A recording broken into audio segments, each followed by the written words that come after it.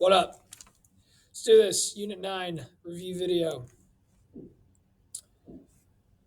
Riemann sums, integral properties, use substitution. All in the multiple choice questions. Start with this guy. This is an integral property. We got -5 to 5. What is this area, this accumulation of f? Well, you got -5 to 2. You got 5 to 2. Order matters. Remember, if we were going to go in the opposite order, from 2 to 5, it'd be the opposite. We talked about why. There's a lot of things to explain, a lot of reasons to explain why. So add these two together, and you get -13. Cool, good one to start off with, nice and easy. This one's similar. We got a to c of f minus g. Depending on the situation, it might help to use the integral property that says you could split this up. Or it's like a to c of f minus a to c of g. This is especially helpful if we are adding constants or subtracting constants.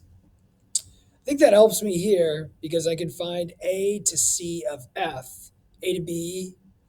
Okay, c to b, they're trying to trick me again. B to c of f is going to be -q. So a to b, b to c is going to be p minus q. And then a to b, they're doing the same thing again. A to b, c to b, we need b to c. B to c of g is -s. Be careful, you're subtracting this, so it's going to be a to b is r, and then b to c is s, so r minus s. So I get p minus q, distribute the negative, minus r plus s. All right.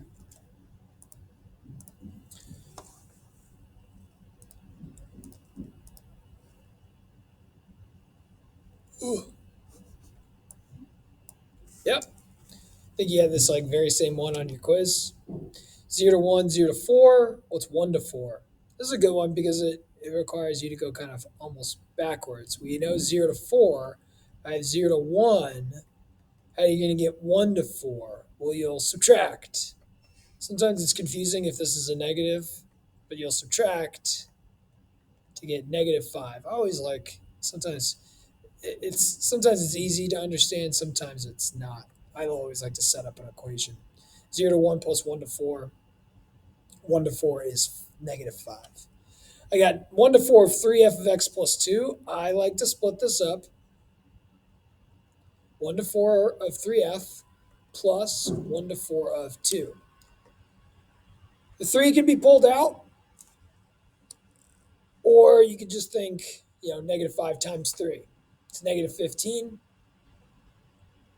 Now, a lot of people make mistakes with this. Multiple ways to do this. You can either think about accumulating y equals 2 from 1 to 4. What does that look like? A rectangle's worth of area, width 3, height 2, that's 6. Or you could take an antiderivative, find the change in your antiderivative. You should have a plus c. I'm getting a little sloppy. Whenever we take antiderivatives, we should have a plus c. Now we don't need the plus c because it's going to cancel when we plug it in and subtract. You get 8 minus 2, that's also 6. With constants, it's easy enough to do just the area, base times height. So that's -9.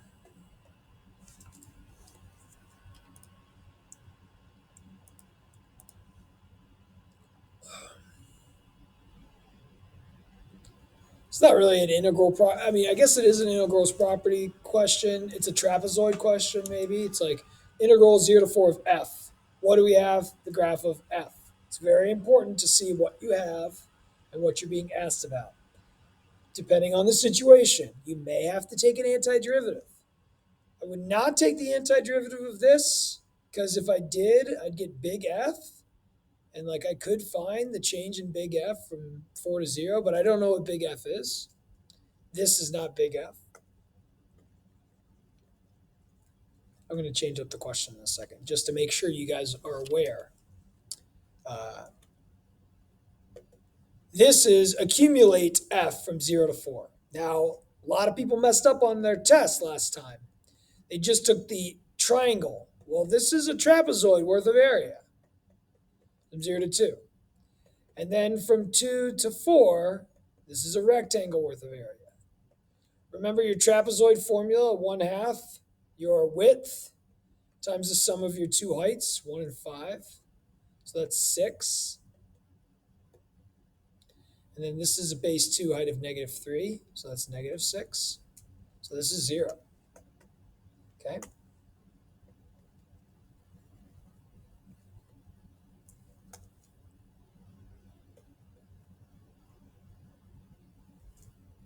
Zero. Now, here's a different question. I bet you they have this answer too.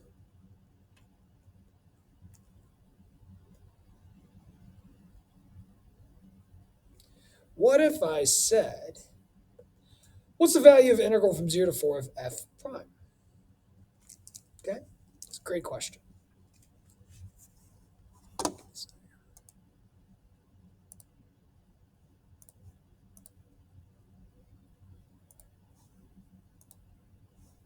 Okay. Well, I lost my face.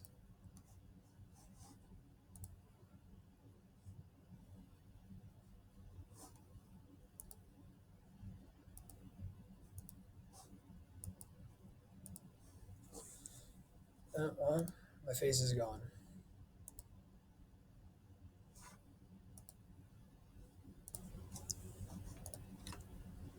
Let's see if I figured it out. Yep, figured it out. Just shortcut. Okay, so I switched it to f prime. Now the question is different. Second one, I want to accumulate f prime. Oh, they gave me the graph of f. What do I have to do now? Well, now we have to take an antiderivative. This is why the second semester is so tough. It's like the questions are not always straightforward. Always do this when you see this. It's like depending. Sometimes we can find the area and we can find the accumulation. Sometimes we can't. Sometimes we'll have to take the antiderivative. So based on what you have and what you're asked about, might have two completely different answers. So just changing this to f prime, all of a sudden it's like I take the antiderivative, plug in 4, 0. F of 4 is -3. F of 0 is 1. -3 minus 1 is -4. I bet you -4 is one of the answers. No, it's not. But that's a good question. That's a good heads up question. Like, when do I do this? Depends. So the question, the way it's asked, since this is f and this is f, you're thinking about accumulating f, finding the area.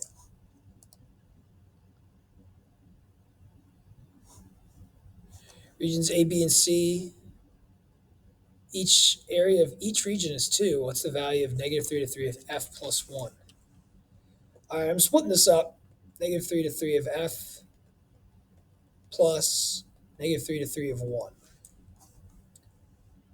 This is -3 to 3. All of these are 2. So it's like -2 plus 2 minus 2. So this is going to be -2 because like these will cancel and you're just left with that. They say the area is 2, but then you think of the accumulation being a negative if it's below the x-axis.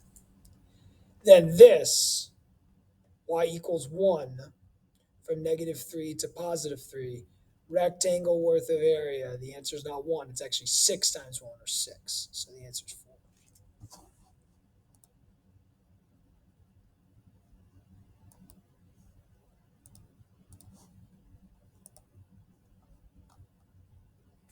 Another good one? Okay, pay attention to what you have. Pay attention to what you have. You have f. This is about f. Okay. I'm going to change up the problem after this, though. -1 to 9, 3f plus -1 to 9, 2. -1 to 9 of 3 times f. Since this is f, I need to accumulate f. So this is -3.5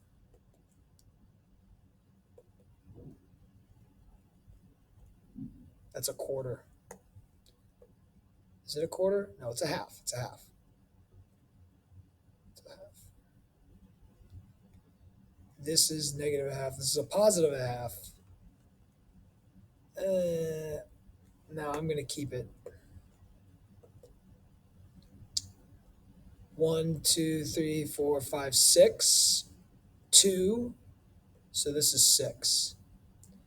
So this is 3 times 6, 5, 4, 3, 2.5, 5 halves. It's easier to do this, I think, multiplication. Negative 1 to 9 of y equals 2. All of that needs to be accumulated. So this is 10 by 2. This is 20. So this is 15 halves plus 40 halves. That's 55 halves. Or this is 7.5 plus 20, 27.5. There it is right there. Okay, cool. Change the question. What if this was f prime? Oh, this is not f prime, this is f. Oh, I have to take an antiderivative to evaluate this. Because I don't have f prime, I can't find the accumulation. We have to understand the accumulation of this is the same as taking the antiderivative and finding the change in the antiderivative. Newton's way, Newton's discovery. You could have this 3 multiplied in. You could have it factored out. It doesn't matter. F of 9 minus f of negative 1 times 3. F of 9 is 0. F of negative 1 is negative 1. So this is 3, 0 minus negative 1. That's 3. And then this is 3 plus 20, which is 23. Okay, so just getting you ready for different ways to answer the same question. All right, we look at this one. It's like, oh, sweet. It's no calculator. It looks like I have to use U substitution. But I don't. I could. But to be honest with you, whenever you just see something being squared, you don't see anything outside of it. My advice, and you're going to have something like this on your test. Let's see who actually does this. Is to distribute everything. 3x times negative 2 is negative 6. I'll have 2 of those. I distribute because I can. It's easy to do. I didn't do this for any of the other U substitutions because they were harder to do. It took me a lot longer because I usually had cubes and fourths and fifth powers. But this is fine. I can take the antiderivative of this. I have a 1/3. The 1/3 times a 9 is a 3. 3 times a 3 is 9. This will be x squared. The 2 will come down. I get 12. I need a 6, or it could be a 1/2 times the 12. And then 4x plus c. From 0 to 1, I will need the c. Give me 3 minus 6 plus 4 minus a big fat 0. I think this is a lot easier than using U substitution. You could use U substitution with this. I'm not going to do it. If you ever see something squared, there's nothing on the outside, just simplify. 1. When you're doing these practice problems, when you're studying, this is something I would type into my calculator to check. This is U substitution. Step 1, I would rewrite. I don't like powers and denominators. We never use it. There's no numbers here, which means we're just taking the antiderivative. We're not finding the change in the antiderivative. Everybody's been using U substitution, so I'm going to use it. If you don't use U substitution, you can still get this answer. I'll tell you what the answer is in a second. I mean, we'll get the answer together.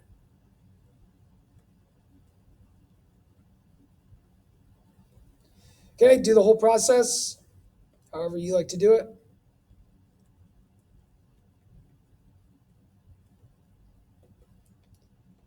The x's cancel, leaves me with a 1/6. Don't forget this entire process, the intention is to take the antiderivative. You take the antiderivative by adding 1 to the power, whenever we have a power other than -1, multiplying by the reciprocal, and you get 1/3 u to the 1/2 plus c. Replace this with what it's equal to, and you're good. 1/3 3x squared plus 5 to the 1/2 plus c. Now, it should be easy to check this stuff. The 1/2 comes down, we get 1/6. This turns into a -1/2. The derivative of the inside is 6x. The 6x and the 1/6 will cancel, just gives us x. If you could take a derivative using the chain rule, like, you should be able to get the right answer. You could go straight to your answer. Here's how I go straight to the answer. I'll walk you through it. I know the inside's got to stay on the inside. It's not going to change. I'm going to take the antiderivative of the outside, but I'm just going to worry about this part. I know 1/2 is going to come down, and I know 6x is going to come down. So if I got a 6x and a 1/2 down, that's going to be a 3x. I don't want 3x, I just want x, which is why I need a third. That's how I get that 1/3 intuitively.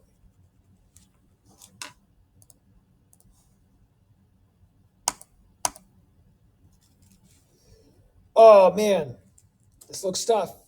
Looks confusing. There's no composition. There's two things you can do, guys. You can either see that the top is a derivative of the bottom, or you could say, you know what, there is a composition. It's just hiding from me. The composition is a negative first power. We know the antiderivative of a negative first power is not using the power rule. We do not use the power rule here. The antiderivative is log absolute x. So logs are in play with the negative first power.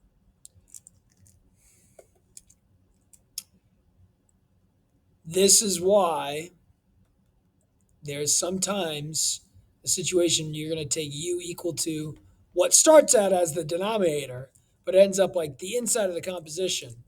It's just a hidden composition.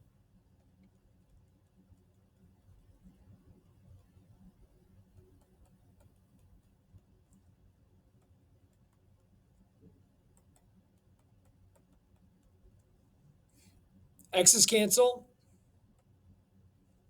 Take the antiderivative of 1/2 u to the negative first. Don't use the power rule. It doesn't work. The antiderivative is log absolute, u plus c. Now, there's sometimes with log properties, stuff might happen, especially with multiple choice questions. Here's my answer, but I'm like ready to put this over the x squared minus 4. Don't see that as necessary, but I'm ready to do it. Okay.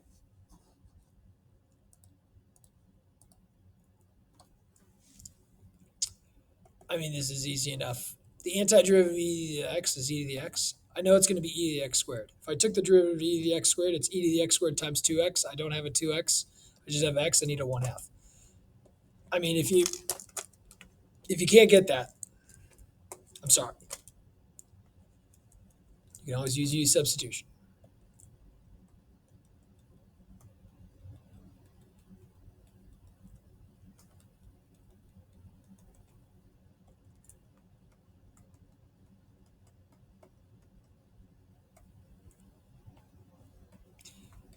The thing I hate about e's, though, is it confuses a lot of students. This is me taking the antiderivative. I'm taking the antiderivative of 1/2 e to the u. The antiderivative of 1/2 e to the u is 1/2 e to the u plus c. Like, it doesn't change. It's the only function whose derivative and antiderivative is itself. So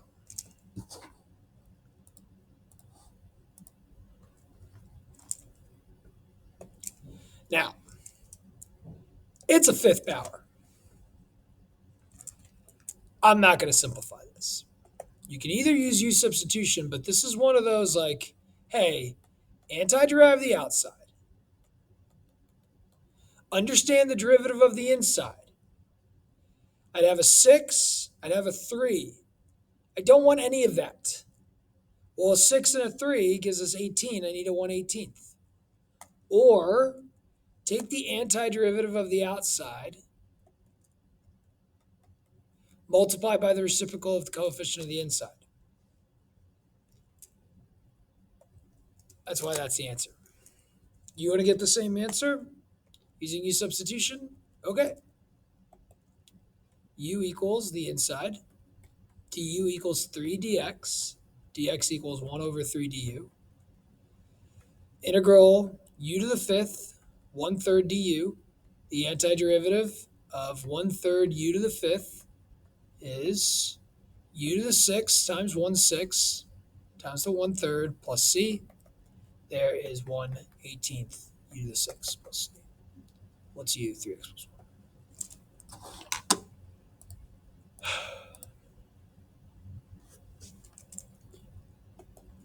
U sub, the answer is sine x cubed, because the derivative of sine is cosine. I'm going to have a 3x squared. I only have a 1x squared. I need a 1/3 here. That's the answer. Let me show you how to get that. U equals x cubed. Du equals 3x squared dx. 1 over 3x squared du equals dx. Integral x squared cos u. 1 over 3x squared du. X squareds cancel. The antiderivative of cosine.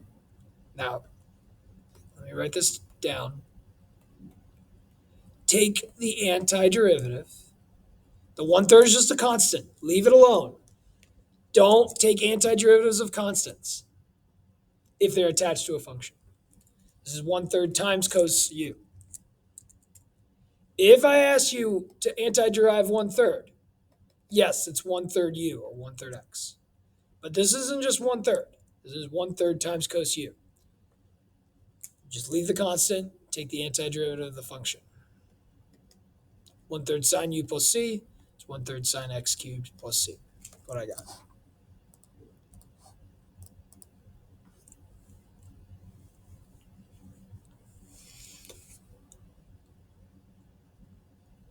This is one of those rewrite guys. You said 0 to 8 of f of u du is equal 6. What's 1 to 3 of x f of x squared minus 1? Like, let's just see what happens. It feels like I have to use u substitution, right? So let's just see what happens. U is x squared minus 1. Du is 2x dx. 1 over 2x du equals dx. Okay? X's turn into u's. Changing bases, change boundaries. These are x's. Now I'm switching to u's. Plug in 1, I get 0. Okay. Plug in 3, I get 8. I get x f of u times 1 over 2x du. Okay? So this is equal to this. Now, I am told 0 to 8 of just f of u du is 6. Well, this is kind of like what we were doing. We have a property that says I could pull out this 1/2. This is tricky. Okay, so I pulled out this 1/2. Now, this is where a lot of people might be thinking, oh, now we multiply by 2. And I would if this was true. But it's not. This one's a little tricky based on the questions that we did. 0 to 8 of f of u du is 6. This is 6. This turns into this, which turns into this, which turns into this. My answer is actually 3, not 12.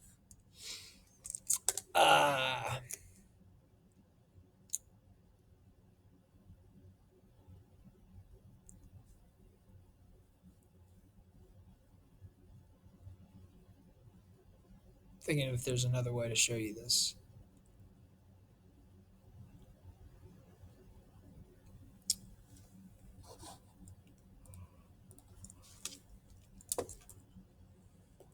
If I took the antiderivative, I get big F of 8 minus big F of 0. Plug it in. Big F of 8 minus big F of 0 is 6. If I take the antiderivative of this, I get 1/2 big F of x squared minus 1 from 1 to 3, which gives us 1/2 big F of 8 minus 1/2 big F of 1, big F of 0. Pulling out a 1/2, I get big F of 8 minus big F of 0. Big F of 8 minus big F of 0 is 6. This is 6 times 1/2, 3. I don't know. Whichever way makes more sense to you. The problem is, like, they didn't start this with equal to a number, so we're not doing what we did kind of on our quizzes. It's a good question, different way to ask things. Oh, yeah. You don't see it, but it's there. I know the answer to this just by looking at it. It's log 1 plus e to the x. Why? Because I noticed the numerator is the derivative of the denominator. I noticed that there is a hidden composition that if you use substitution will help you simplify. U equal to the entire denominator.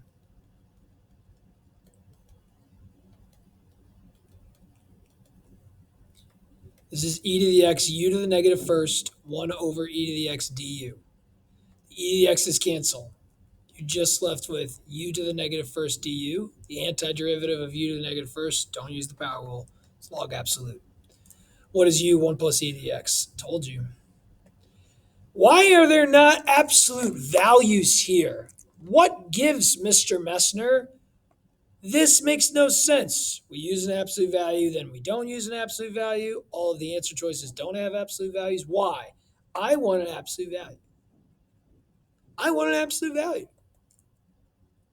Why don't I have an absolute value? Because e to the x is always positive. 1 plus e to the x is always positive. The absolute value is not needed because 1 plus e to the x is always positive. The absolute value is needed if you have negative things that you want to turn into positives. That's where the absolute value goes. Don't let it confuse you, the fact that we don't have it here. Always put it and then leave it, especially for free response. Multiple choice, maybe understand why it's okay if it goes away. Oof, halfway there. All right, I would use substitution definitely here.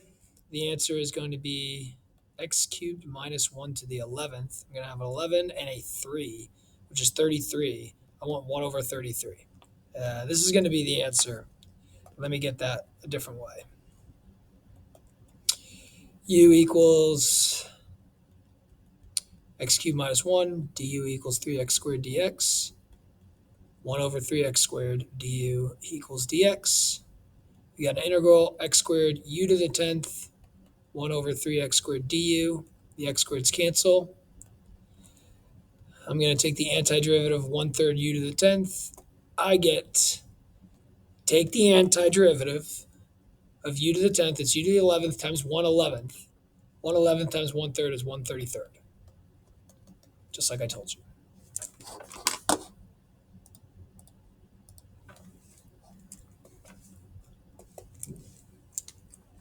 Oh, there's a hidden composition? I mean, maybe there is, but like x to the negative first, x squared plus 1, like they want you to distribute this. They want you to simplify this. They want you to rewrite this before taking an antiderivative as x plus 1 over x. They want you to then take the antiderivative of both these parts. I have a couple, not a couple, but like one kind of like tricky, don't use U substitution, simplify question on your test. So be ready for that. I've taken the antiderivative, integral goes away, dx goes away. I find the change in my antiderivative between 1 and e. I won't need the c. I have 1/2 e squared plus log e. You need to know the log of e is 1 minus 1/2 1 squared. Big old set of parentheses here, guys. 1/2 1 squared plus log 1. You need to know the log of 1 is 0. This is 1/2 e squared plus 1 minus 1/2. That's 1/2 e squared plus 1/2. 1/2 e squared plus 1/2 is e squared plus 1 over 2. This is common denominator. You can multiply or add the numerators. Okay.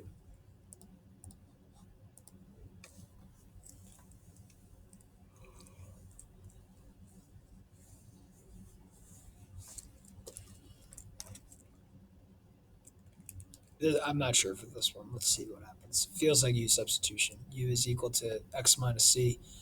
Du is equal to dx. So like this turns into 1 minus c, 2 minus c, f of u du. And that equals 5. Nothing's changing here. That's still 5. There's not like a constant that we need to multiply stuff by that comes out of this. C is just a constant, so the derivative is 0. So I don't think there's a trick to this. I just think it's more like being comfortable using u substitution, seeing if there is anything here, seeing if you would have to pull it out then multiply to solve, but not for this situation. Man, can we do some Riemann sums or something? Hey, look at that. Write Riemann sum 0 to 2. So I'm approximating 0 to 2 of 9 to the x. Write Riemann sum. 4 subintervals. From 0 to 2, 4 subintervals. 2 minus 0 over 4. Each of the widths, the delta x's, is 1/2. I need to go to 1/2, to 1, to 1.5, to 2. These are my x's. My delta x's are each 1/2. The widths, the base lengths. I always like writing down these base lengths. Now let's look at our heights, our 9 to the x's. 9 to the 0 is 1. I've made this mistake before. Don't make that mistake. 9 to the 1/2 is the square root of 9. It's 3. 9 to the first is 9. 9 to the 3/2, the square root of 9 is 3. 3 cubed is 27. And 9 squared is 81. We'll use a right Riemann sum, which means we're using the heights on the right of every base. So we have a 1/2, 3, 1/2, 9, 1/2, 27, 1/2, 81. Since the 1/2 is consistent, I can just factor it out and do this. Oof, this is 90. This is 30. So that's 120. Half of 120, 60.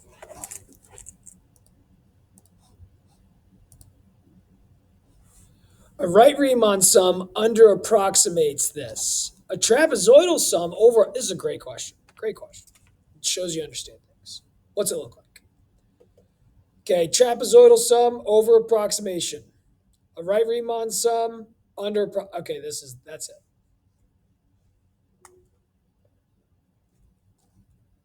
Trapezoidal sum over, nope, trapezoidal sum would under approximate, right Riemann sum would over approximate. Let's just go through all these. Trapezoidal sum would under approximate. Right Riemann sum would under approximate, using the heights on the right. Trapezoidal sum would over approximate. Right Riemann sum would over. So we're over on trapezoids, over on the right. Over on the right, exactly on the trapezoid. Just remember, for right Riemann sums, pick a base, go to the rightmost point. That's the highest point of an increasing function. So that's your height. That's an over approximation. Trapezoids, you connect your two heights on the edges of your bases with a straight line. Based on concavity, you're over or under.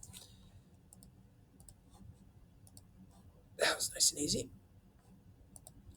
Left Riemann sum 3 to 12. This is great. The base lengths are different, so just be careful. 2 to 3, 1. 3 to 5, 2. 5 to 8, 3. 8 to 13, 5. Left Riemann sum 1 by 6, 2 by negative 2, 3 by negative 1, 5 by 3. 6 minus 4 minus 3 plus 15. So that's negative 1. That's 14. 6 minus 7 is negative 1 plus 15. Okay. 2/3 of the way there. All right. This is a great question. It's a great question. I don't know if I put this question on your test or something like it. I should have. We got an increasing function, okay? We got base lengths of 0.5. I know a left Riemann sum for an increasing function is under. I'm going to find what the left Riemann sum is. Well, it's 1/2 because all of the base lengths are 1/2, like 1/2 0, 1/2 4, 1/2 10, 1/2 18, 1/2. It's 1/2 the sum of all these heights 0, 4, 10, 18, 28, 40. This is another 28. This is 56. This is 60. This is 100. This is 50. Okay. This answer can't be 50. It's got to be bigger than 50. 50 is an under approximation. Okay. Let's do a right Riemann sum. A right Riemann sum I know is going to be over because the function is increasing. The right Riemann sum is going to use the highest point. So let's see what the right Riemann sum would be. Again, the base lengths are all 1/2, so I'm just going to use the heights on my right. And I can factor out the 1/2 and just sum up all my heights. So I got 1/2, 4, 10, 18, 28, 40, 54. I feel like there's an easy way to do it. I'm going to get 100, and then I'm going to add 54 to it because I know like all of these is 100 plus 54. This is 154. And then divide that by 2 is 67, 77, 77.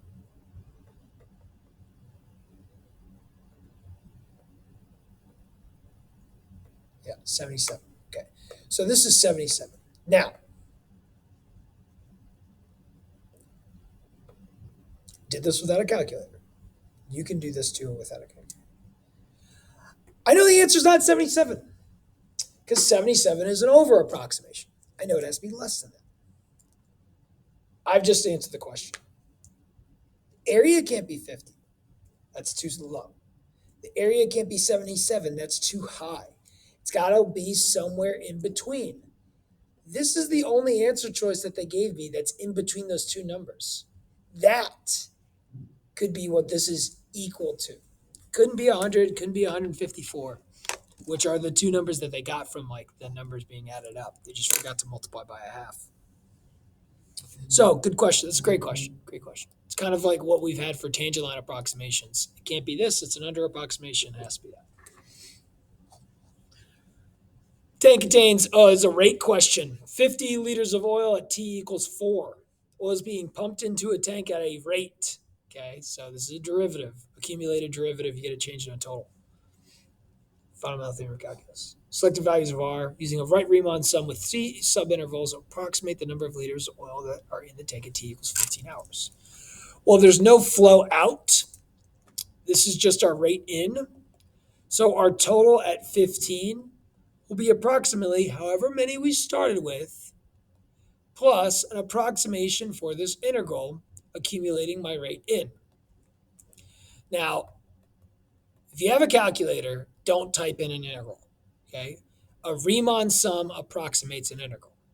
Now they want us to use a right Riemann sum with three subintervals indicated by the data.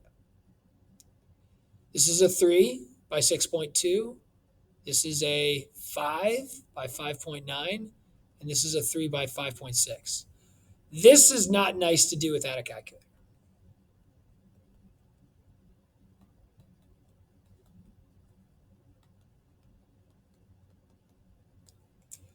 I'll let you in a little secret, guys.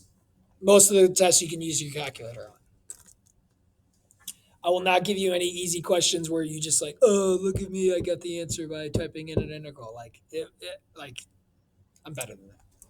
But most, if not all of the tests you can use your calculator on, which means I would not expect you to do this arithmetic because it's like, this is not an arithmetic test. This is a calculus test.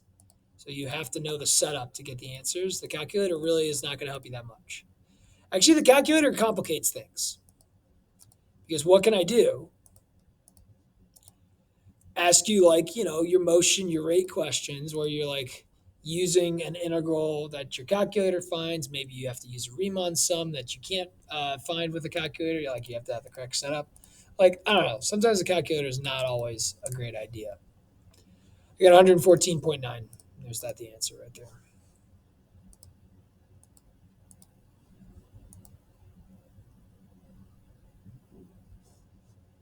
I feel like I just did this. They try to get you when they change up the bases, but like you're better than that. 3 by 28, it's a right Riemann sum. 5 by 34, 4 by 30.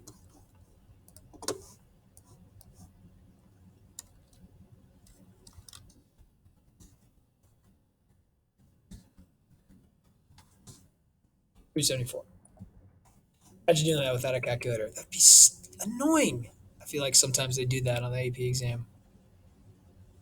This is acceleration. If the velocity is 11 feet per second, approximate the value of the velocity at t equals 6. Great question. Okay? I might switch this question up too. The derivative of velocity is acceleration. The rates of change of velocity. Acceleration is the rate of change of velocity. Okay. So I got to anti-derive acceleration to get a velocity. I can't anti-derive acceleration. I just have information about it. We are given an initial velocity. Well, guess what? This area would be the change in velocity, the displacement of velocity between 6 and 0. So, remember this favorite formula of ours? An unknown. Usually it's done with position. This is great. It's not. Maybe this is on your test, though, something like this. An unknown equals a known plus the displacement, how much velocity changed. How much velocity change? You look at the area under its derivative. The area under its derivative is the acceleration.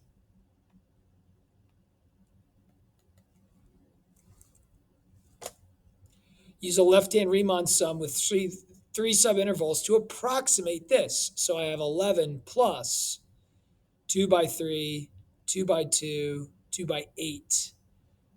Sorry, 2 by 5, 2 by 2, 2 by 8.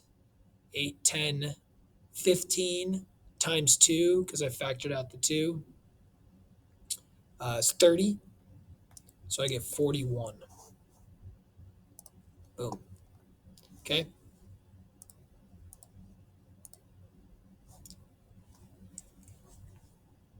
Trapezoidal approximation, yay! Here's the formula for the trapezoid. It's a great formula. This is a delta x, this is y1, this is a y2. The formula is 1/2 base sum of heights. Okay, it comes from the other trapezoid formula. Just remember this, it's like easy, like the delta x's,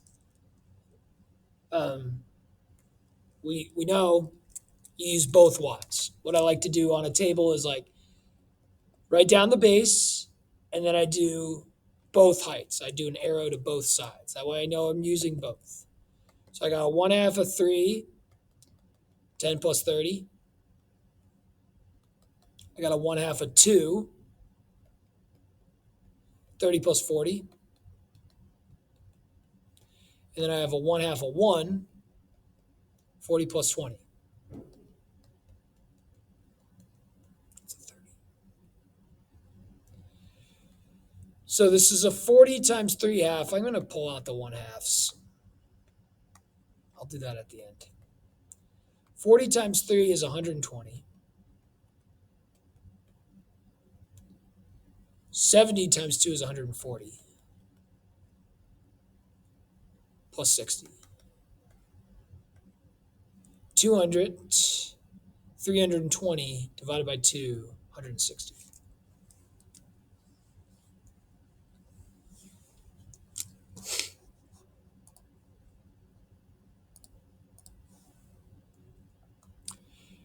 Midpoint sum. Now, I would say midpoint sum using 3 subintervals of equal length.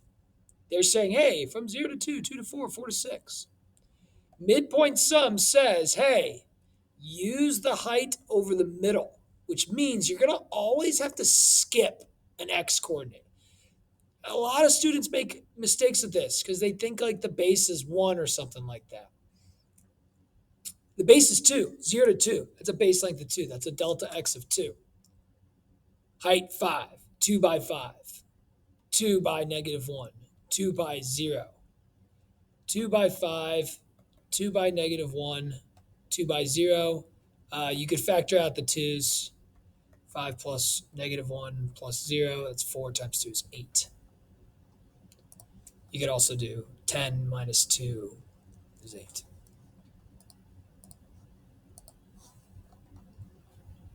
Ooh, great. Which one is equal to that? What's the summation notation for this? Okay. Well, what we're doing is we're taking a sum of heights times widths. The heights are y's, the widths are delta x's. The y's come from x values being squared. Okay, so I'm going to take a sum of x values being squared times delta x's. The delta x's are widths of subintervals divided by the amount of objects. Well, the width of our interval divided by the amount of objects gives you the width of a subinterval. The width is 2 to 5, so I'm going to have a delta x of 3 over n. Now, here's where everybody makes mistakes. They don't understand. What are the x values we use? Okay. The x's that we use, that we plug in and square, are not just random x's. They start at 2, and then we add a delta x to get the next x coordinate, where that is, whatever. And then I add another delta x to get the next x coordinate that I plug in to get, the y's. Okay? And then I add another delta x to get the next other coordinate. So I add multiples of delta x. Now with summation notation, what we usually use is some sort of thing called an I. And what I represents is integer, an integer from 1 to n. So 1, 2, 3, 4, 5, 6, 7, 8. Wherever you see I, you're going to plug in 1, 2, 3, 4, 5, 6. You're going to plug in all the integers. Well, integers takes care of the multiples. 1 delta x, 2 delta x, 3 delta x. So I delta x. Okay? Great. So, ready? It's not just random x squareds. It's x is starting at 2 plus multiples of delta x that are being squared times our delta x. They don't use I, they use k, so switch it to k. 2 plus 3k over n squared times 3 over n. It's that guy. It's not that guy. It's not that guy. Summation notation. That's what your calculator does. That's why you're required to do. This is kind of designed to show you this is what your calculator does in the background, no matter what you plug in. It does a Riemann sum.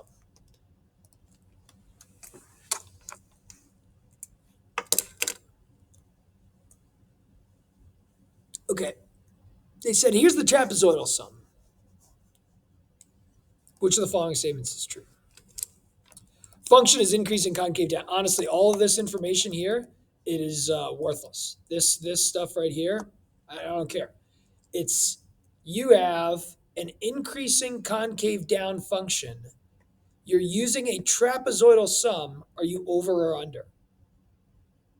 Under, right? Increasing concave down, trapezoid will be under. Oh, but the reasoning why is important. It's because the function's concave down. It's not because the function's increasing.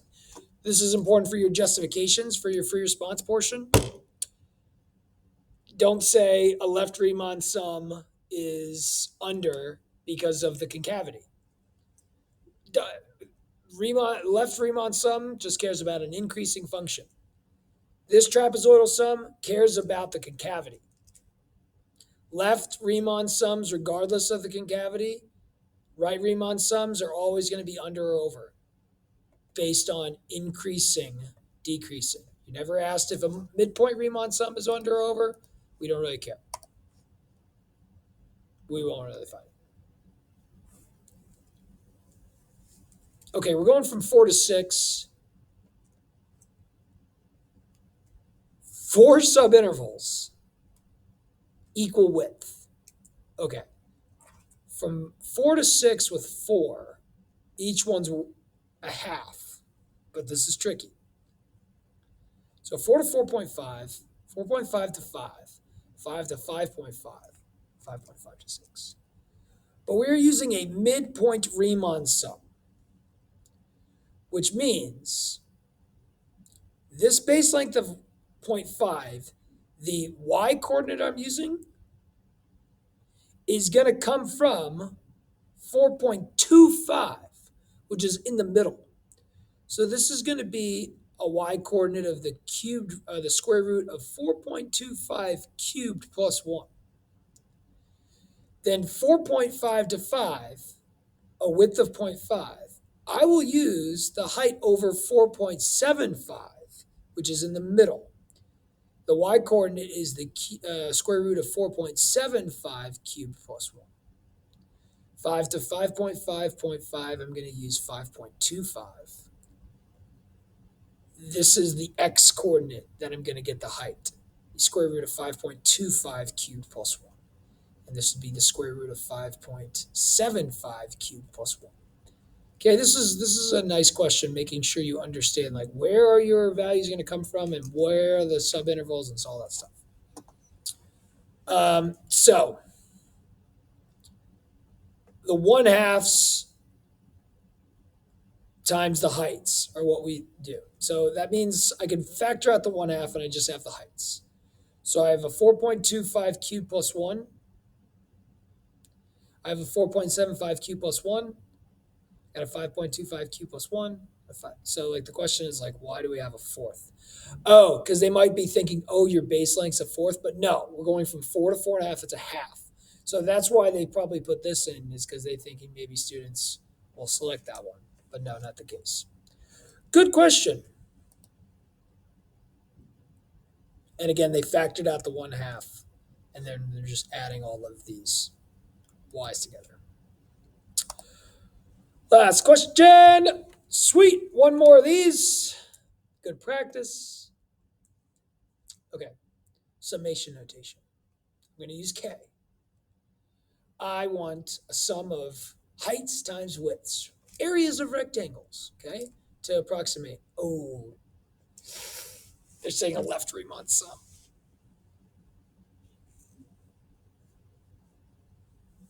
Okay, all right, jerks. All right, we got this. All right, well, the delta x is going to be 8 minus 2 over n, so that's 6 over n. The y's that I'm going to use are going to come from cos x squared.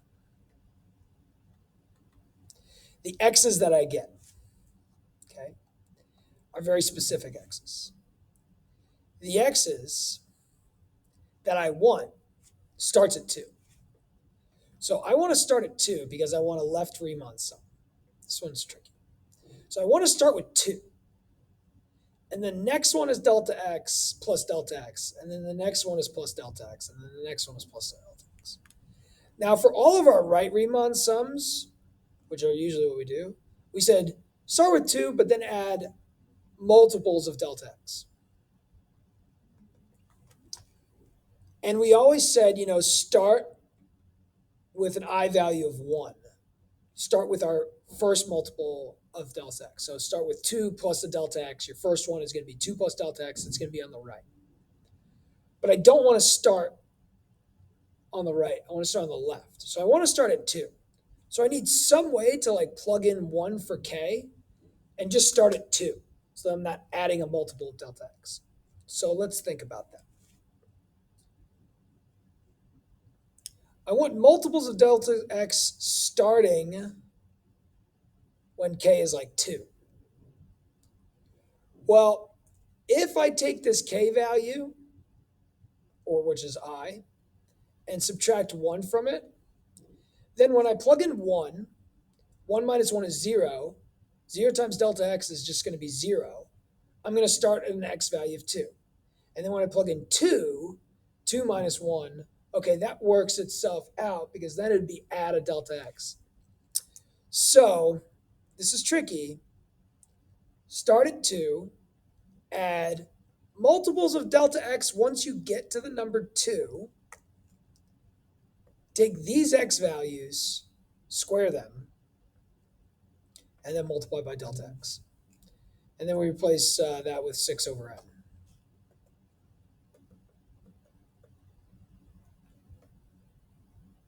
Okay.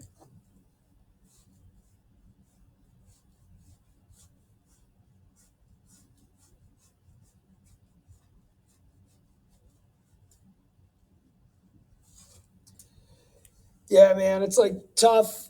It's either this one or this one. You would select this one if it was a right Riemann sum. 2 plus I or k delta x. This is correct. This is a right Riemann sum.